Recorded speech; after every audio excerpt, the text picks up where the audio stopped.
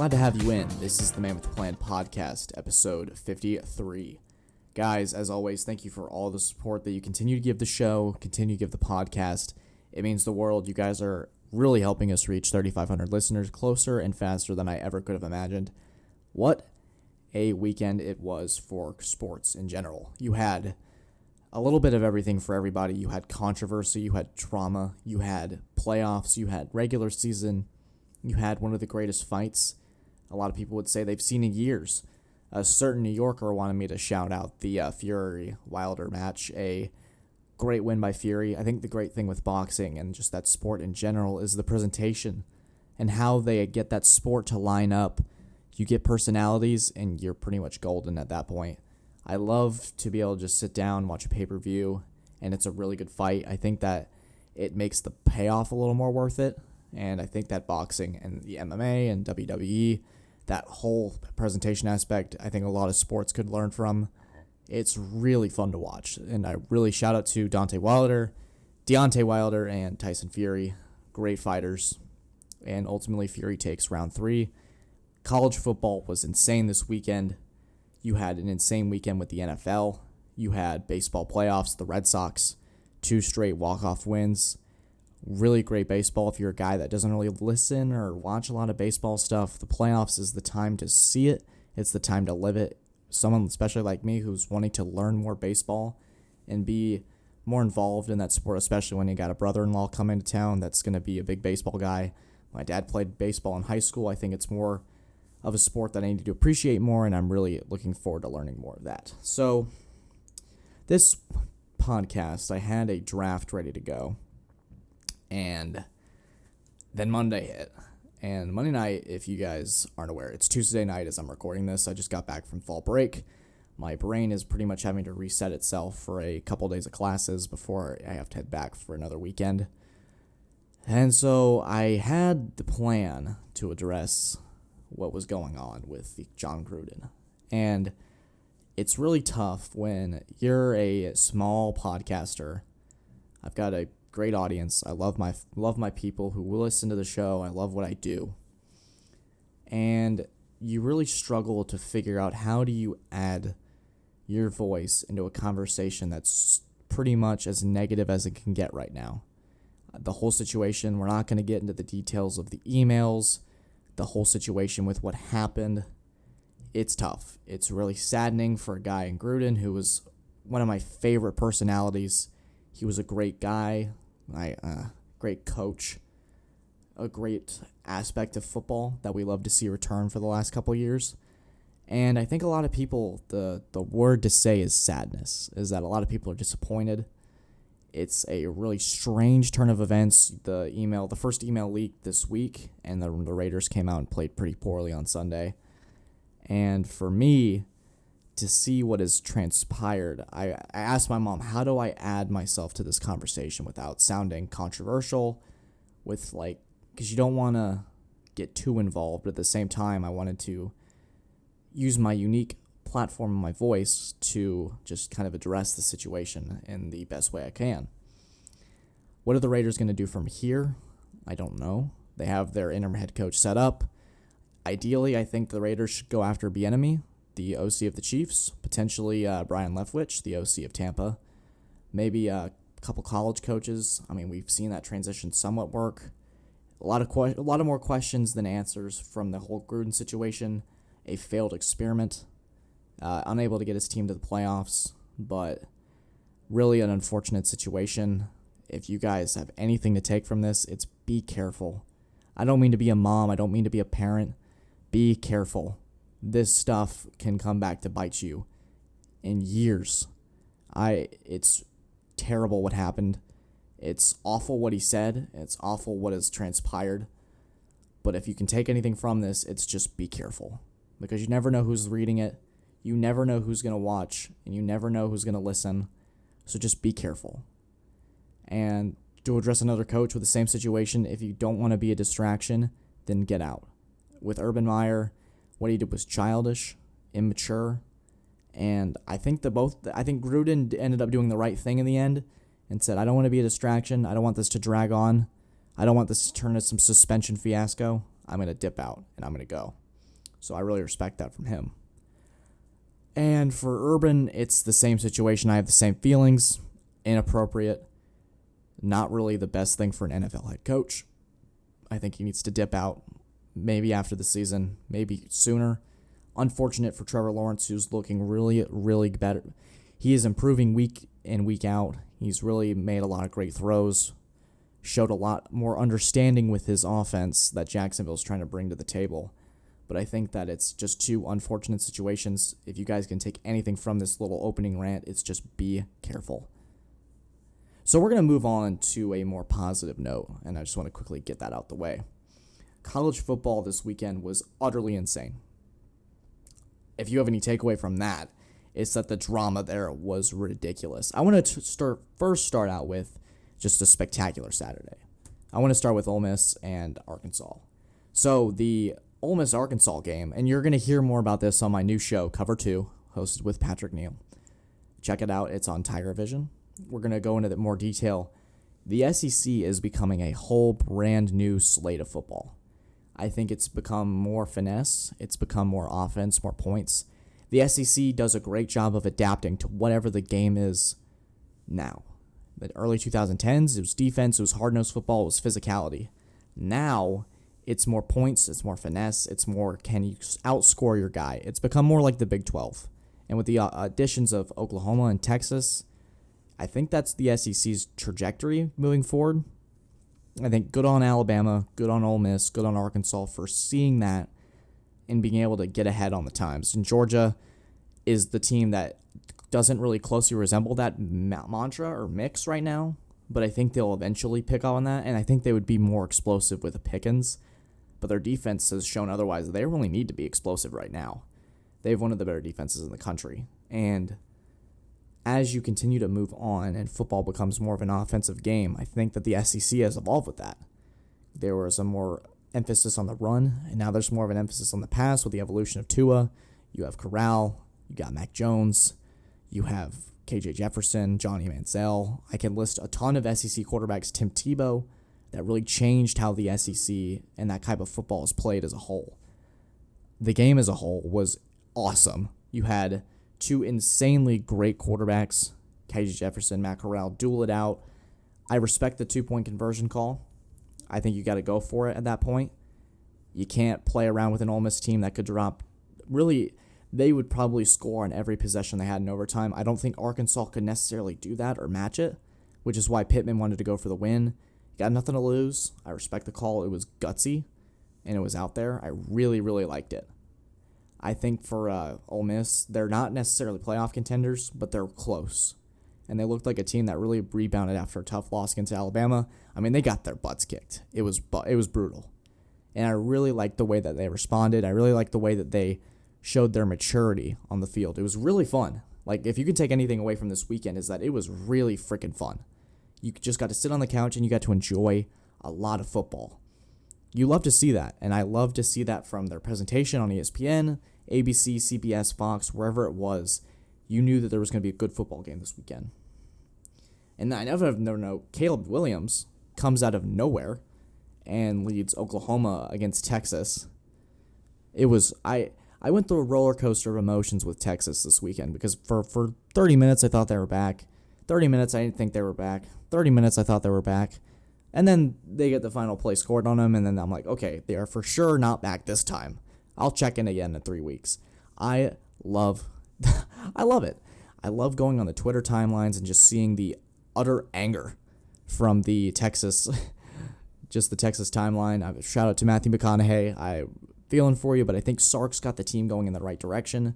They're playing with a certain sense of urgency. Casey Thompson is a fantastic quarterback. Bijan Robinson is a potential Heisman candidate.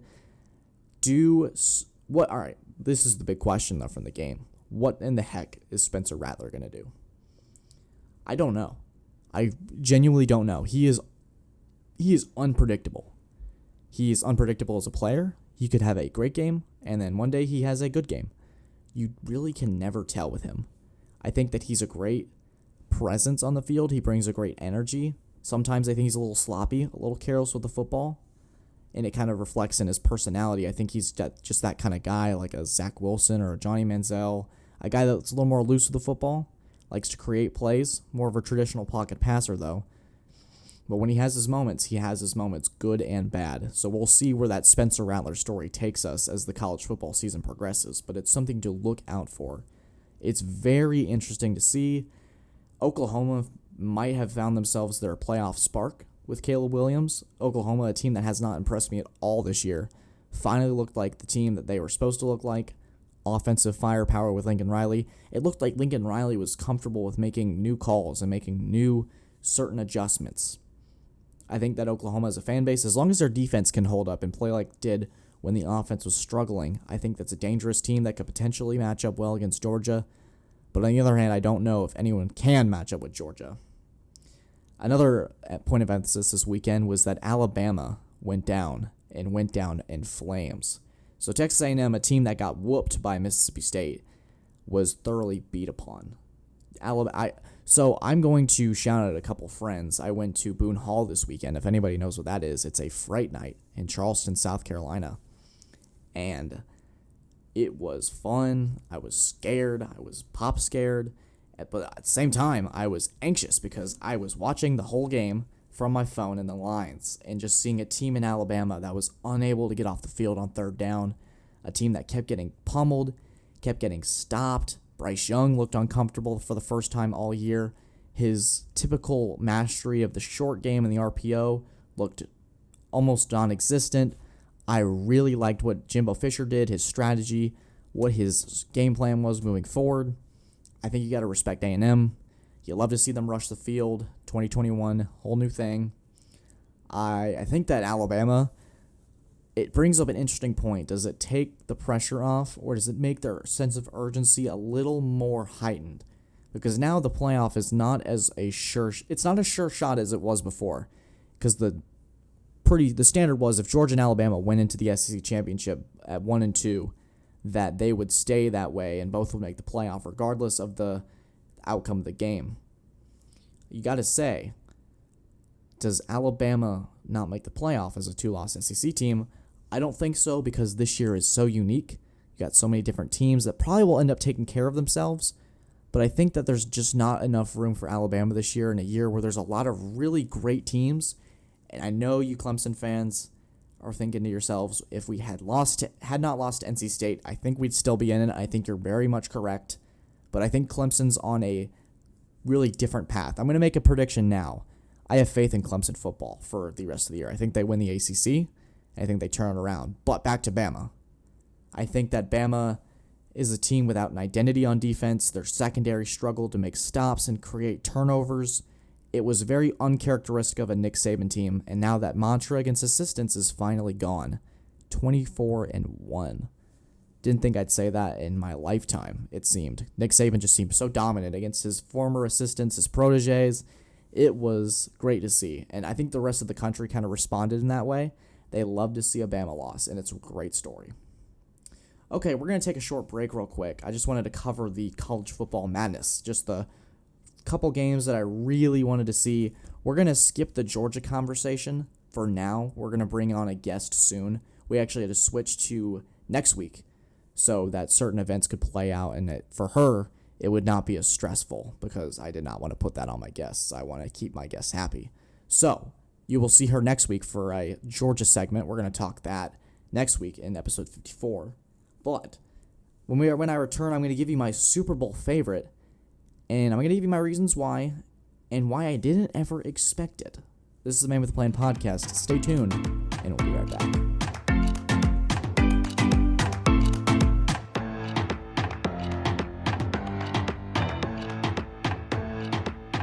And we are back. This is the Man with a Plan podcast, episode 53. We're glad to have you in. It should be a Wednesday morning or Wednesday afternoon as you're listening to this. Hope you're doing well. Hope classes are going well if you're a student. Hope everything is fine in your day and in your week. So, the NFL. Another day, another great round of football. I love so let me set the scene for you for this weekend. Clemson was so gracious as to give us a fall break. So I got to turn off my brain, not worry about any assignments or labs or college or anything like that. Just sit there unannounced, unattended. Don't eat anything. Just give me some food every now and then. And let me just watch football. And I just want to tell you my general impressions of this week. I mean, there's a lot going on, so I just wanted to kind of scramble it, and then I got the nail in the coffin for you guys. You're either going to love me or hate me. I know certain people will, and certain people won't. So I'm excited to get into that one. But so certain teams this weekend failed to impress me. The Raiders, the Broncos, the Panthers, they're starting to fall apart. I think the Raiders, we talked about it earlier, they're going to go through some turmoil this year with John Gruden. Not the Bears. Gosh, I actually think the Bears are actually doing pretty fine with Justin Fields. The Raiders, the Broncos, there it is. Gosh, it's like my memory just fades from my existence. It's crazy. The Broncos are also starting to unimpress me. The Panthers, unfortunately, as if my roommate is listening, he's not really a sports fanatic, and I don't expect him to listen, but his gunslinger Sammy is starting to fall apart. And I feel bad for him because I think the Panthers are a well-constructed team, well-constructed roster. It's just about finding that balance. And with Sam Darnold, I think that sometimes when it's not all there for him, he starts to panic. And it showed against a this Philadelphia Eagles team. That was not the team to lose to. Philadelphia's a mess. I don't think Jalen Hurts is the guy yet. He hasn't shown me enough. He shows me flashes at points. I just don't think he's very accurate with the football at times. I think he's a little erratic, holds onto the football a little too long. I think that he's a great dude, great story. It's just he's really not put it all together yet. And it's really frustrating because I really like him and I really like his story. As for the Panthers, a well-constructed roster that's slowly falling apart. Could they make a move for Deshaun Watson? We'll see. The whole Deshaun Watson thing is a whole nother situation that we will not get into. I've already spoken enough controversy on this podcast to last me a lifetime, so we're not going to get into that.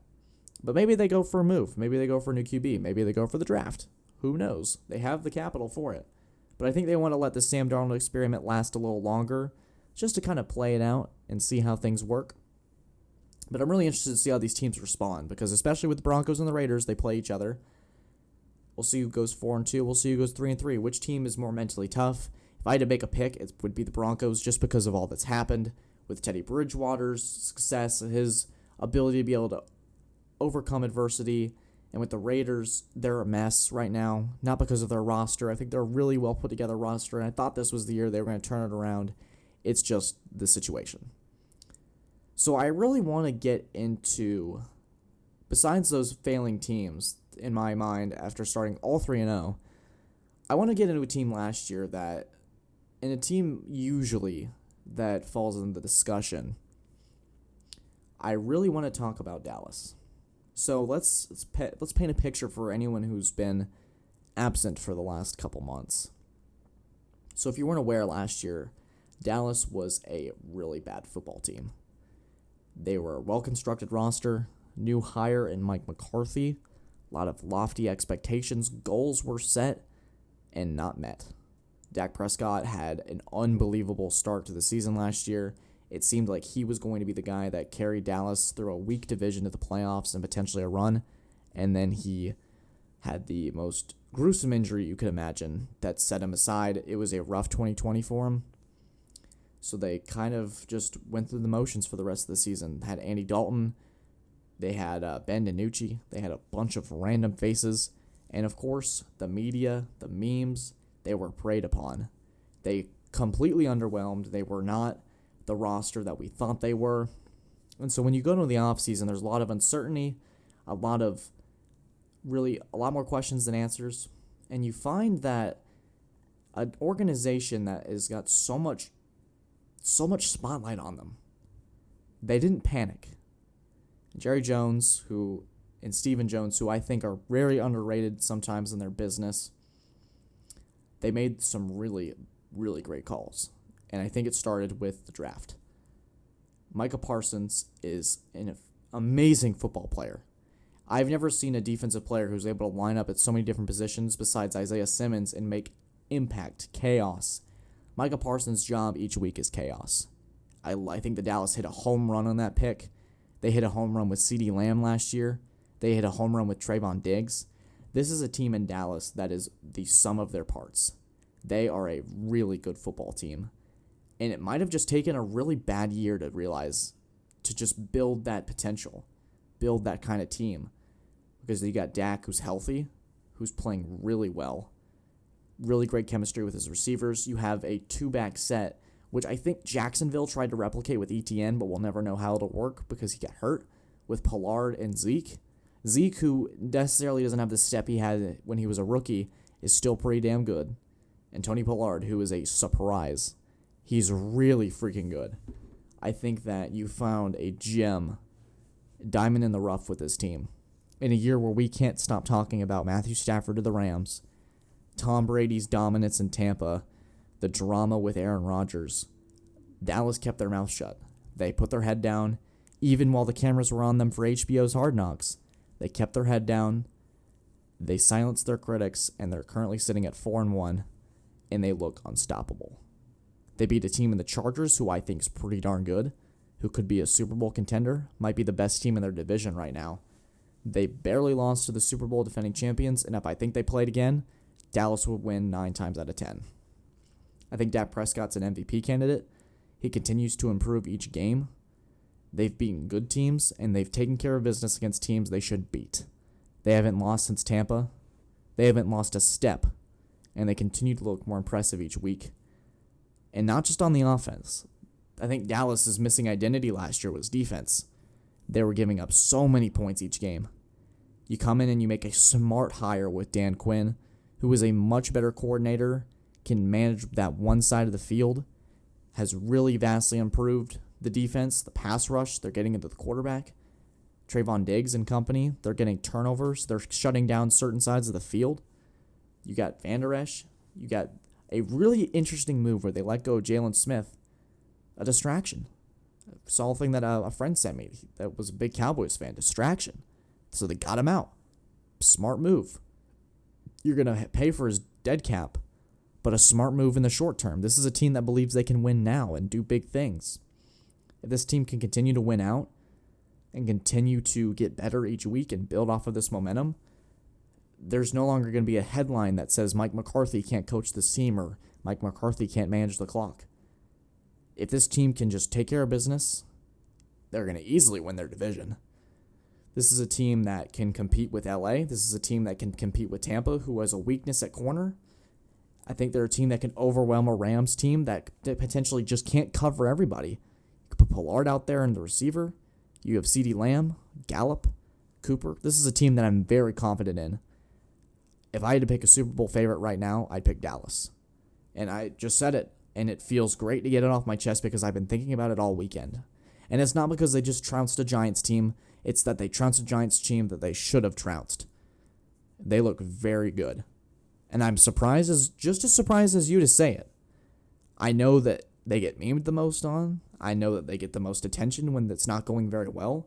But the way they've handled themselves feels very professional. It feels very according to plan. It feels like they haven't also been figured out by anybody. They don't look like they've been off schedule. I love what I'm seeing from Dallas. They're one of my favorite teams to watch, and unfortunately, my Patriots have to play them this weekend, and they're probably going to get creamed because the Patriots have some problems. Not Mac Jones, just some problems with personnel, getting things figured out. I would love to say upset call. I saw this happening, but I think Dallas has got the advantage this weekend. On the other side, I think Buffalo will be the team they face. I think Kansas City's got a lot of problems to work out, especially in a year where you could list off many potential issues. This is just all in that Dallas range. You have Tampa, who has a corners issue. You have a team in Green Bay that potentially could combust at any moment with Aaron Rodgers, who I love Aaron Rodgers' talent, but good Lord, cannot stand this offseason. And he might be my Baker Mayfield with Colin Cowherd, is all I'm going to say. I think you have with Kansas City a defense that can't stop a nosebleed. Wow, that sounds negative for me. But I think Kansas City's got a lot of problems they got to work out. Patrick Mahomes is forced to have to play catch-up each week, and that only will cause more turnovers. And Dallas is a team that's been feasting on those turnovers. You got a team in Buffalo that has not had the perfected pass rush. I think Dallas could potentially, if they have to win a shootout, they can. But if they also want to just score 40 points, Their defense is not going to lag behind and make Dak win it for them. And I think that's perfect. If they play at Jerry World, the NFC has to run through them, take them to LA, take them to the Super Bowl. And that whoever AFC team they face, it's a remarkable achievement regardless. I am all in on Dallas this year. I think they're going to go to the Super Bowl. Whoever they play, we can talk about that when it comes, but they're my Super Bowl pick right now for the NFC. I think Buffalo or LA is my AFC pick. And I know it's only been 5 weeks, but I feel so confident and I feel so good about this Dallas pick. I really, really do. Maybe I'm buying into the hype. Maybe I'm too much of an optimist. Maybe I really love Dak's story, but I love the Cowboys this year, and I really have a strong feeling about their chances. Maybe this bites me in the butt later. Maybe I'm an idiot and they go under 500. Anything can happen. It's the NFL. We play on Sundays for a reason, but right now my pick would be the Dallas Cowboys in the NFC. To end the show, I want to start by talking about Lamar Jackson. I, for a long time, was a Lamar Jackson. I was a guy who was skeptical. I never really saw him as a true pocket passer. I never saw him as an impressive QB. I saw him as a one-trick pony that made a highlight play every other week, and that the MVP season was just nobody could figure him out. I was very skeptical. And I think Monday night I've been proven wrong, and I'm going to stop this slander, as they call it. I was really impressed with Lamar. And I was like, I can't not do this show now and not talk about Lamar Jackson and how fantastic he was. He was down 25-9, I believe it was, and had no choice but to throw. So they can't rely on their typical option offense, the RPOs. They had to win with Lamar's arm, and they won it against a really, really good Colts team. Not because of their record. I think their record is not indicative of they're not indicative of how really good they are. Their defense is really good. They got great players like Darius Leonard, DeForest Buckner. I just think they're trying to figure out what their identity is with Carson Wentz. Unfortunate loss. Maybe if Rodrigo Blankenship misses or makes that field goal, we're talking about a different story, but I really like the Ravens. They also might be one of my other Super Bowl teams. I really like the Ravens too. I think Lamar Jackson, I know he has me blocked because I was an arrogant teenager that said he was bad on an IG Live after a Clemson game. That's a story for another day. We might do a whole story on Grayson's fails in sports, and it might just really be fun for you guys because no one likes a good story. No one likes a good story more than I do, especially when it's about my own just funny failures, and that's one of them. We'll save that for another time. Maybe 60 episodes in, or 65 or 70, we'll do Grayson's great fails, or the man with no plan, and we'll just do a whole blooper episode. Shout out to you, Victoria, for that idea. But I just wanted to get Lamar Jackson in there. I know I got a little off subject. I just wanted to appreciate how good he was on Monday and how good the Ravens have been taking down the Chiefs. His kryptonite. I just want to appreciate the Ravens. So, Hirsch, maybe you appreciate me now. But anyways, guys, that was the Man with a Plan podcast, episode 53. We hope you enjoyed. As always, if you like what you've listened to, leave us a 5-star review or subscribe for more content as we continue to grow our fan base, our listener base, and our audience. Guys, as always, thank you so much. Have a great week. And as always, take care.